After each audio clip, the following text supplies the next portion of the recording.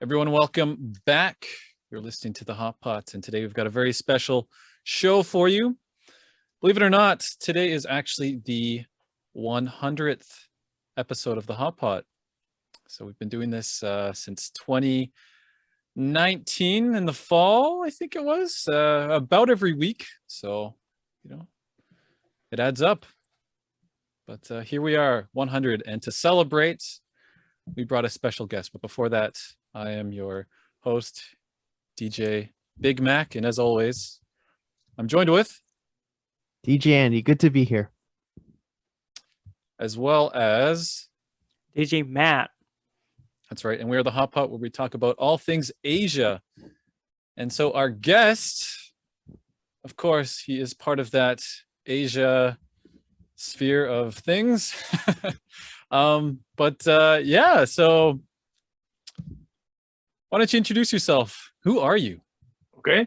Well, hello, everybody. My name's Kaley Kinjo, and I'm an Alberta born and based artist out of Calgary, a singer-songwriter and multi-instrumentalist and producer as well.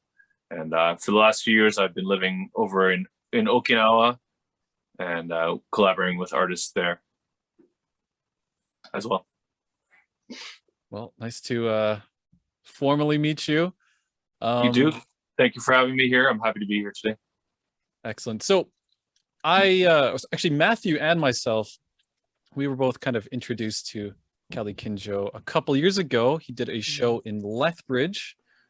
It was, I think, in collaboration with the Lethbridge Jazz Festival and the Nikayuko Japanese Garden. And that's correct. So yeah, I mean, like, kind of, I don't know, acquainted then, but yeah, we reached out, and here he is today, and he's got a really cool, I think, just like your story is really fascinating. And I think it's pretty unique even for Japanese Canadians. But yeah, so like you talked about how like you've been living in Okinawa for a bit. So like, what's your connection to Okinawa? Well, I'm a fifth generation. Well, I'm actually, my father was born in Okinawa and moved to Canada as a young man, and and then met my mom and had a family. But actually, the story goes much further back than that. My great grandfather came over to Hardyville, just outside of Lethbridge, in the early 1900s with his three sons to work in the coal mines there. And then he worked there and brought over his sons. And then my grandfather was actually born in Alberta, in Hardyville, and then moved back to Okinawa when he was a young man, or when he was a child. And then my father was born in Okinawa. Some of my family members actually stayed in southern Alberta. And so, we kind of have a unique connection to both Alberta and also to Okinawa at the same time. Yeah, so I didn't really realize the significance of it until I got older, and it now it means a lot to me. And it's a big part of my identity, I think. Yeah. Well, I think it's sorry, Mac. I'll just say that I think it's really interesting because in most cases, you find that like a lot of people from Asia will just move to southern Alberta and will stay, or it's the reverse, where people from southern Alberta will go to Asia and just stay over there. Sometimes come back to Alberta, but that back and forth is quite unique. Like, you don't really hear about that. And so I think you have a really unique and interesting connection in between Asia and southern Alberta. So I was wondering if you could just kind of talk about that in terms of your music. Well, I guess, Okinawa has such a rich musical heritage, whether it's like the Asa drumming or the samisen, or even certain like minyo traditional styles. It seems to be just a sort of a profound, enriched musical culture that comes from Okinawa. And so I think, maybe going there as a child, I subconsciously absorbed some of that, and it had an influence on me. But then when I got older, hearing these songs, or if we go to, you know, Okinawan-Canadian Kai, like Okinawan club meetings, I would hear, you know, my dad and his friends singing these songs, and I didn't know what they were about, but you would always remember the melody, and you would remember the, you know, the feel of the song. And so it was really interesting to go back to Okinawa as an adult and hear these songs and kind of take musical inspiration from that. So right now, actually, within my own music, I'm trying to incorporate more samisen, and also I'm collaborating with Okinawan artists. So I'm trying to do English versions of some Okinawan songs, and try to make them in kind of like a country or like folky feel. So, you know, put a bit of a Western spin on them. Yeah, actually, I think in 2019 in Lethbridge, you did I think you actually had an Okinawa instrument and actually did a song. I think it was Tinsagu Nuhana. Yeah. I think you actually performed that there. So yeah, I was really impressed. Oh, thank you. So yeah, I hope you you know, continue incorporating that into your sound for sure. Yeah, and I'm working on practicing my samisen, but it'll take a little while. It's you know, I'm still a little shy and hesitant about performing with it at the moment. But I do have one here. I'll grab it in a second, show it. Yeah. Awesome. So just I guess going back to something we spoke about it a little bit. So Hardyville, we don't really hear about Hardyville anymore, just because it used to be I think a village, and now it's just an old section of Lethbridge. But just for some context, that was actually, I think, the second Japanese settlement in Alberta. The first one was Raymond, but then I'm pretty sure Hardyville was the kind of the second one. And a unique thing about Hardyville is that it was all Japanese descendants from Okinawa. I don't know why it was just Okinawa people that kind of settled there, but I'm guessing they kind of stuck together in the early days, and yeah, the opportunity just arose. I think it was coal mining that was the industry in Hardyville. Yeah, and I think, you know, it's interesting. Well, I just think of the struggles that they had to go through coming from this tropical, you know, subtropical climate to southern Alberta, and where it gets so cold, and working in coal mines, and you know, and then I think there was also a lot of sort of persecution or from mainland Japanese as well. You know, they were never really accepted as Japanese by the other Japanese people. Yeah, no, for sure. Yeah, I mean, well, just historically, like Okinawa and Japan was pretty distinct for a while, and then it was just, I guess, the last, you know, 100 or so years, you know, Japan kind of started to integrate Okinawa. Yeah. So that kind of leads me to another thing I wanted to ask. And so, like, I kind of mentioned before, like, you're, you know, a Japanese Canadian, but like, do you often like introduce yourself, or I don't know if you've ever introduced yourself like that, but like, do you often specify that you're kind of like Okinawan, like, I don't know, Okinawan-Canadian? Yeah, sometimes, you know, it depends on, I guess, who my audience is at the time, or who I'm introducing myself to at the time. If it's to other Japanese, to mainland Japanese people, you know, or to Okinawan people, I'll always try to, you know, specify, or not specify, but introduce myself as an Okinawan descent, because, you know, I think it is distinct, and it is significantly different from Japan. It's a much different culture, and you know, Okinawans they're very proud of being Okinawan, and so they should be. And I think it's gotten to the point now, because Okinawa's gained more ground within larger Japanese pop culture, that, you know, now mainland Japanese people are more interested in Okinawa, you know. But, you know, if I'm talking to a North American or a Canadian, most of them, unless they're familiar with Okinawa and Japan, they wouldn't be able to distinguish the difference. So in that case, I would say, oh, I'm Japanese Canadian. Yeah, fair enough. That makes total sense. Yeah, I guess I was kind of thinking about that a little bit because like I've encountered some people from Okinawa and like they often like to make that distinction. I mean, I guess maybe because I'm a little more familiar with Japan in general. So I remember one time I was just like, oh yeah, I don't know. I said something like, oh, you're Japanese. They're like, no, I'm Okinawan. Yeah. And then like I even saw a tweet from someone. It was like a Japanese artist in the UK, and she was talking about Namie Amuro and like specified that she was like Okinawan Italian as her heritage. I thought that was really interesting. Really? Oh, interesting. So yeah, and it's funny, when I meet people over there, especially the older Okinawan generation, when they see me, they automatically kind of think that I'm American, and so they're always a little standoffish because there's still that air of, that sort of reserve against Americans. There's still a little bit of tension there with the older generation.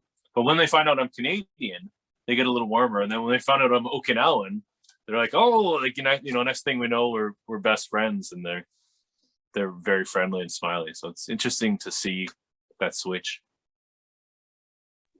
Well, I just think that it's so interesting because Okinawa does have its own culture. Like it's quite distinct when you look at it, like compared to mainland Japan. Even when you go to like northern Japan, that has its own culture as well. But I find that the degree of like uniqueness is quite a bit stronger in Okinawa. And there's a lot of really interesting stuff that has come from Okinawa, but not a lot of people are kind of aware of that. Is that something that you're trying to kind of bring more attention to through your music as well? Yeah, I think so, because there's specific styles, even I find, between how people sing Okinawan songs as opposed to how they sing maybe traditional Japanese songs, and of course the instrumentation, which is quite different. Everything from samisen to the Okinawan clave, and so I think musically Okinawa is a lot more distinct in its sound than the rest of mainland Japan. Where all those styles kind of get lumped together, but Okinawa sound specifically kind of stands out, I feel. Have you been to Taiwan there, Andy? No, actually, I was supposed to. I remember when I was in Japan, and it actually ties into why I went to Okinawa. It's actually kind of funny because I was supposed to go to Taiwan, and I was looking at my plane tickets. So was my girlfriend. We were planning to go together. And I was in contact with a few people, like family and whatever, in Taiwan. But then all of a sudden, there was a pretty bad earthquake there. And really? like about a week before I was supposed to kind of like go. And so they were just kind of like, you know what? There's a few buildings that are just falling apart right now. So why don't you just come over next time? And so it as like an alternative, I still had like a week off of work and whatever. And so we decided to go to Okinawa instead. Turned out to be my favorite experience in all of Japan. It is, yeah, it's hard to have a bad time in Okinawa. Oh, for sure. Yeah, especially like in my case, I've always been a martial artist. I've always done like I'm a kickboxing coach right now, and my background specifically is in stuff with like karate, which is from Okinawa, right? Mm-hmm. Yeah. So yeah, it's probably in that regard a very unique and interesting experience for you. I hear that Taiwan and Okinawa are very, very similar. So I haven't made it there yet, but hopefully someday I can go to Taiwan, maybe next time. Sure. Yeah, no, there are a few similarities. It kind of goes back to what I was saying, that Okinawa does have its own culture compared to mainland Japan. And you can kind of see that when you're in Okinawa. And if you're more familiar with kind of like Taiwanese culture as well, you can see more similarities with Taiwanese culture, or even like some elements of Chinese culture as well, right? Yeah, I could see that. I think it is, Okinawa especially is heavily influenced by Chinese culture. Mm-hmm. But then they sort of get a lot of Japanese more modern Japanese culture as well. So it creates this unique environment. Sorry, I didn't mean to get off on a tangent there. Sorry, go ahead. Oh no, no, not at all. I was just going to say that I think the most striking example of kind of that mixture in between kind of Okinawan and Chinese Taiwanese culture is the shisa, like kind of those lions that you see around in a lot of traditional Okinawan art. Like you'll see them around. They're a big staple of Okinawa these days.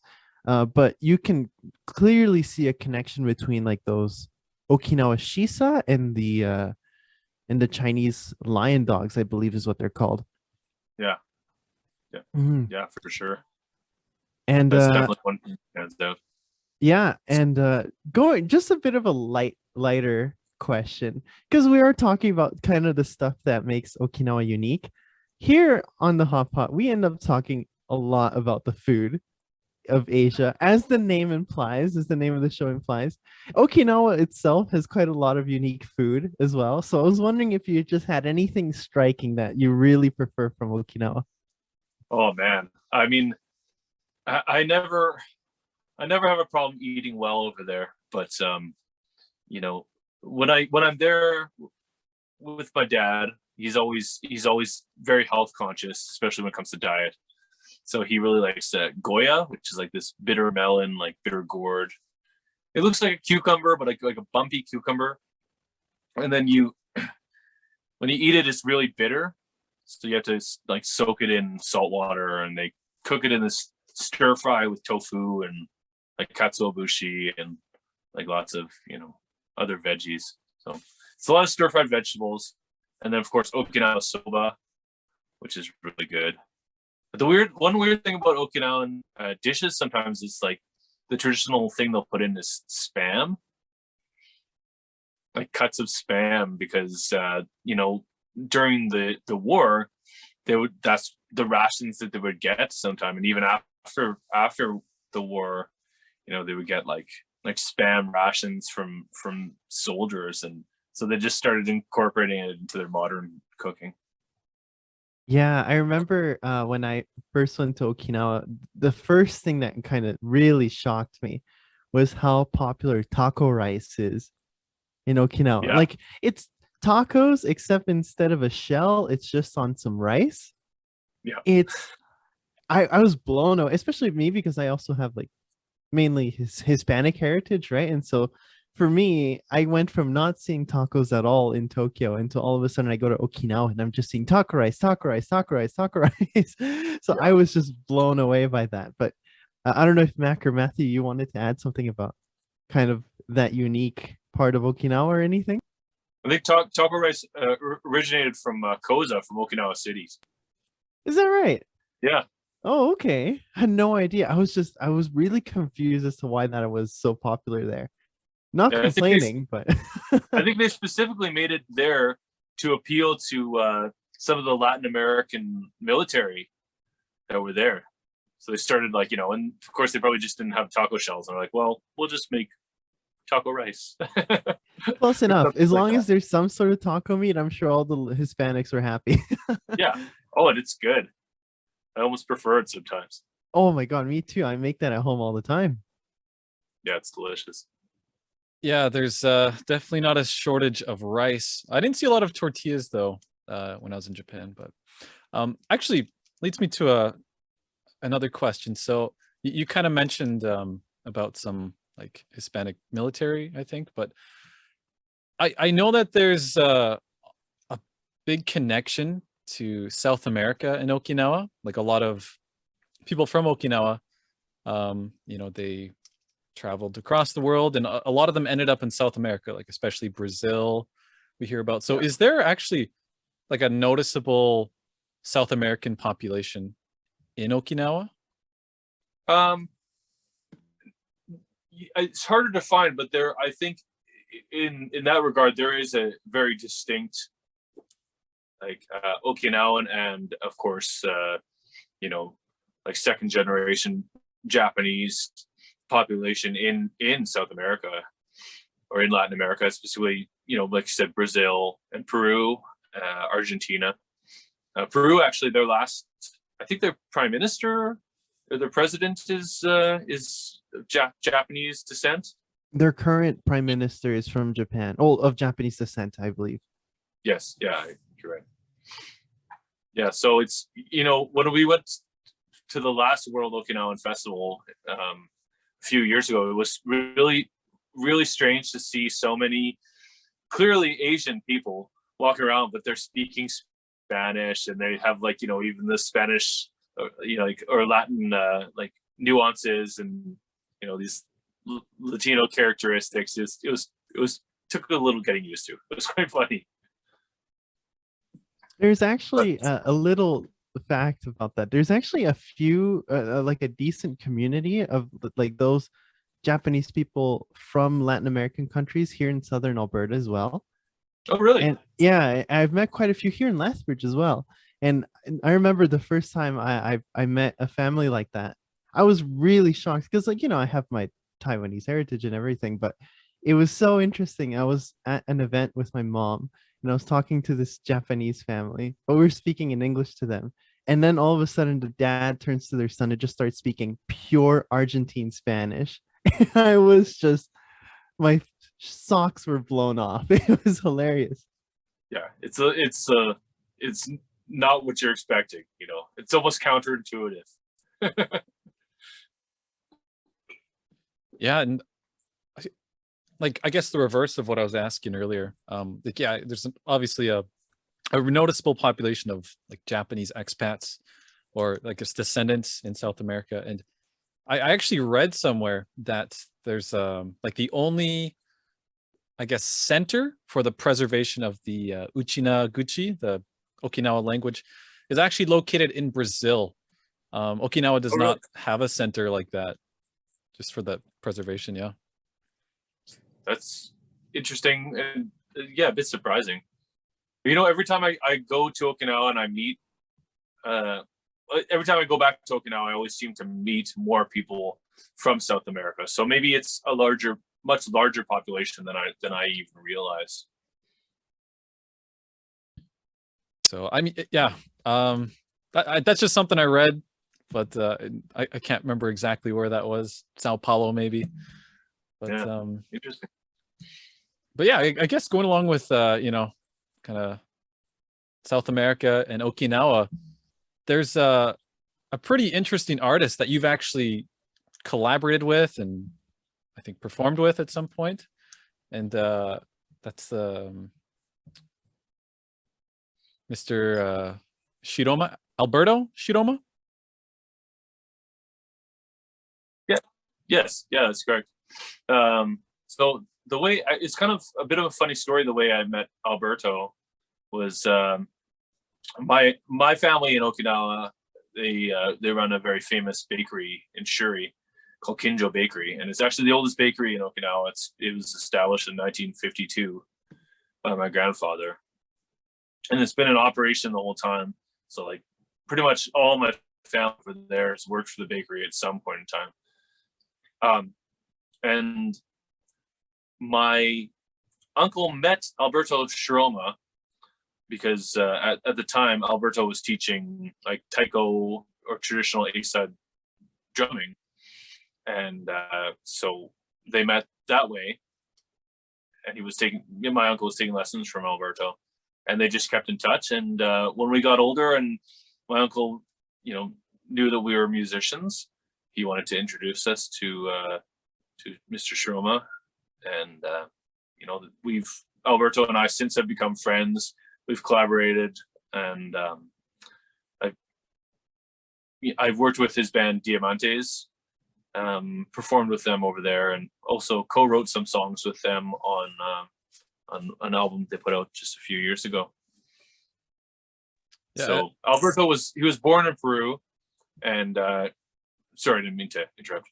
He was born in Peru, and then when he was in his early 20s, he moved. He won this competition, this karaoke competition, and it was the prize was a trip to Japan. And I think he tried living in Tokyo for a little while, and it was he didn't really like it because it was just a little overwhelming. He didn't speak any Japanese; he only spoke Spanish. And then when he moved to Okinawa, I think is when he really started to get settled and felt at home. And and collaborated or formed this band called Diamantes. And they actually just celebrated their 30th year this year of being a band together. Yeah, and I know it's actually really interesting because there's a few of those pockets in Japan, and Okinawa as well, of course. But you'll find these random pockets of music made by like a lot of Japanese artists in different languages. Like we've played quite a few on the show, but another Spanish-speaking one that comes to mind is a group called Orchestra de la Luz. And Yes, yeah, you know them? I have met them through Alberto. They played at one of the Diamantes anniversary parties one time. No way, I'm such a big fan of them. Oh yeah, they're awesome. Like they put on a killer show, and they're all incredible musicians. Yeah, it's really crazy because they do salsa music and they're all from Japan, but the salsa they make is like better, much better than like 90% of all the salsa that comes out of Latin America, if I'm being quite honest. Really? I also just discovered a group that kind of incorporates a lot of Latin elements. They're called the Minyo Crusaders. I don't know if you guys have ever heard of them. They kind of do these traditional Japanese songs, but they'll add like Latin grooves or like funk grooves underneath, and like make them a bit more palatable to younger audiences. But yeah, Orchestra de la Luz, and I'd love to check them out sometime in Tokyo again if I'm. Oh, fantastic. Yeah, they're killer.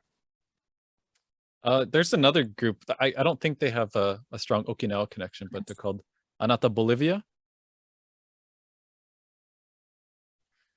I haven't heard. Yeah, so I mean they're based in Bolivia, but like the guy who formed the band, he's from Japan. I think he just like moved to Bolivia and started a band, and like all the other members, they're Bolivian, and they mostly sing in Spanish. It's all that kind of, it's not salsa music, but it's like really, I don't know, it's like that kind of Bolivian style, I guess. Okay. Or Yeah. like boleros and like I guess. Yeah, kind of like boleros. Yeah. Bachata? Do they do bachata there? I don't know. I good think question. so. I'm not too familiar with Bolivia, but I think so. I'll have to look. I'll have to check them out. Anata Bolivia, did you say? Exactly. Yeah. Okay. But yeah, I mean, so like, you kind of mentioned something like outside the interview that you actually co-wrote a few Diamantes songs, like. Yeah. So it's a bit of a story, but I won't make it too long. One of the reasons I originally moved to Okinawa many years ago was because their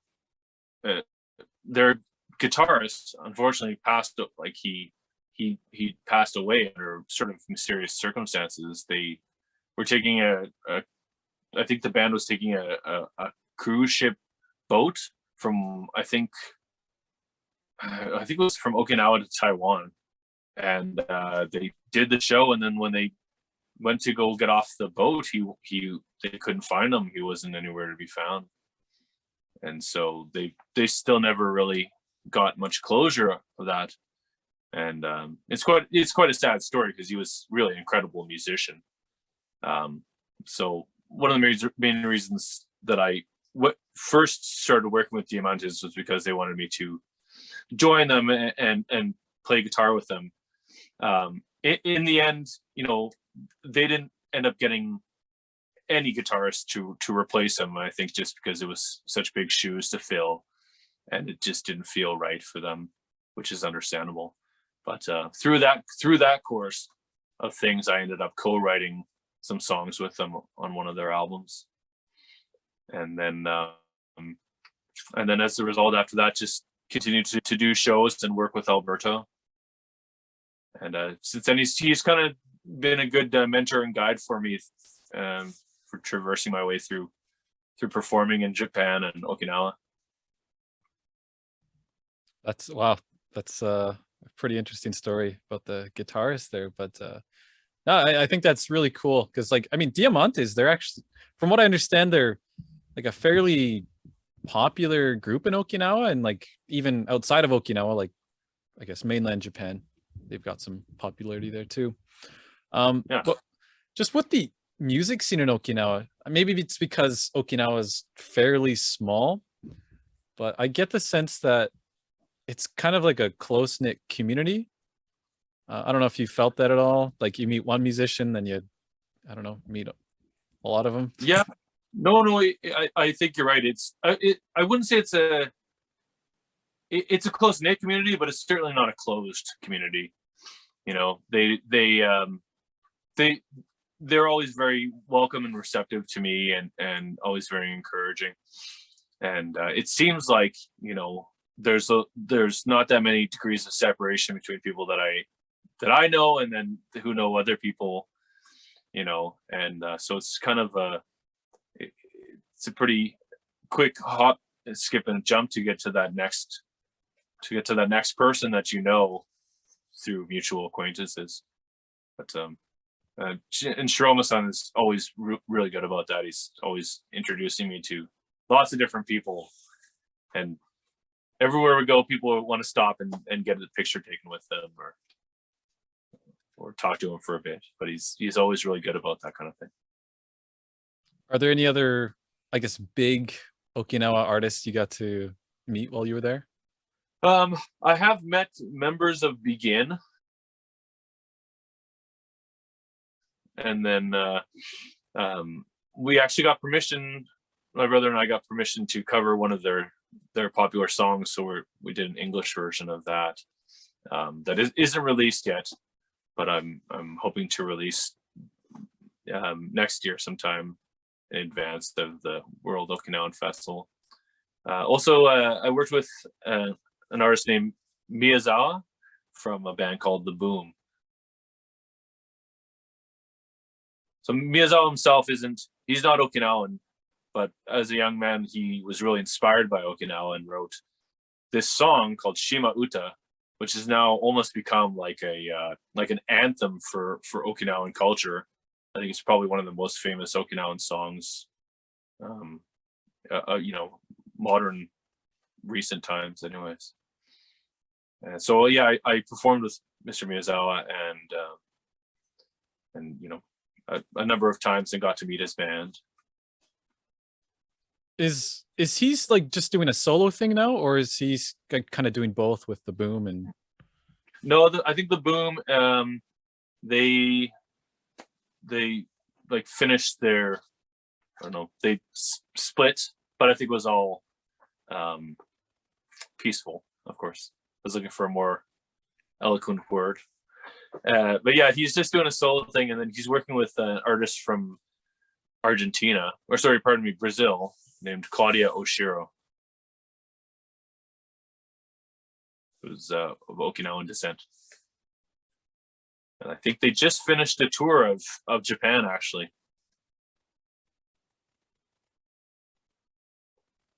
So I'm hoping next time that I can collaborate with Miyazawa-san more, and you know, other Okinawan artists. And who else have I met? Misako Koja, she wrote a song called Warabigami, and she used to be part of a very popular Okinawan group called Nenes, which was like an all-girl group where it was 4 girls who sang, and they would do sort of traditional Okinawan, a little bit more of a popular twist, or modern twist, I should say. that sounds really exciting. Yeah. Well, thank you. Yeah, that's awesome. So I guess we're kind of getting close to the end here, but I guess just with kind of your personal background, like it seems like you come from a very musical family. I know you mentioned your brother, I think Jory. Yeah. He's a musician, and I mean, I don't know, like if your dad was like a recording artist, but I know I've seen photos of your dad playing the Sanshin. So And what's funny about that photo is I didn't know that photo existed until I saw it in Lethbridge at that concert. And I was like, oh my God, like, who's that guy? He looks familiar. So my dad, he doesn't perform very much, but he plays classical guitar. And he was always really interested in like Spanish classical guitar, flamenco. But when he was growing up in Okinawa, they could only get, actually, he wanted to play guitar, but his dad thought it was kind of a North American instrument, so he wasn't really allowed to play it. But his mom bought him this guitar and hid it, and so whenever like his dad would go out, she would bring out the guitar, and they could only get a few different kinds of written music then, or North American written music or recorded music. So one of them was classical guitar, another one was the Ventures, and of course the last one was the Beatles. So those were kind of his like three main influences. And then when he came to North America, he found blues music and fell in love with it. And I think the blues music was really what influenced Jory and I when we were younger. Jory, he plays in a band in Calgary called the Mocking Shadows, do a lot of Motown and funk and soul. And since then, Jory's gone on to do sort of a soul retro throwback record label out of Edmonton with a friend called Kimberlite Records. And he's also got a reggae and ska project called JK and the Relays. So, it's funny because we found music first, and then, as we got older and went back to Okinawa, we used it to strengthen our connection to Okinawa, I think. With that Okinawa instrument, did you kind of pick that up later as an adult, or did you actually get to learn that as a child? Or no, I didn't really touch it until I got older, and and discovered that I liked it, and I don't really know why. I felt like there was one always kind of around the house, but I thought maybe that I wasn't supposed to touch it, or it looked kind of delicate, or like maybe I was just like, oh, I don't care about that thing, look at this cool guitar. And so maybe I never paid much attention to it, but now that I'm older, I appreciate the distinct tone and sound that it has. And I really like the rhythmical kind of percussive sounds that you can get out of it as opposed to other stringed instruments. Yeah, no, the Sanshin it's something else. It's something else. Really is. But I think that's pretty normal though. A lot of people, they don't really develop that interest of their kind of heritage until they get a bit older. But yeah, well, Kaley, thank you so much for joining us today. It's been really interesting. And I mean, everyone who's listening, definitely check out Kaley Kinjo's music. Yeah. Do you want to just go ahead and give yourself an opportunity to throw out some plugs, some Instagram handles, anything?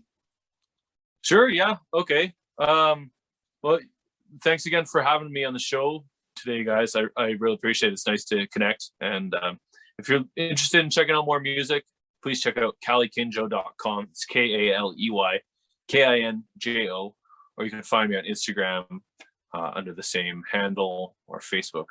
It's Kaley Kinjo, KaleyKinjo.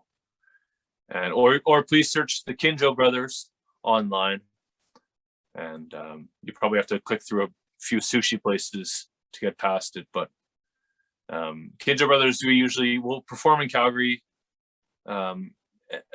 occasionally, and then usually when we go back to Okinawa or Japan, we'll bill as the Kinjo brothers and tour under that name. Or please feel free to check out Jory Kinjo, my brother Jory, JoryKinjo. It's very nice of you to plug your brother as well. But yeah, once again, a big thank you. And for your listeners out there, definitely come back next week to see what's cooking across Asia. This is the Hot Pot.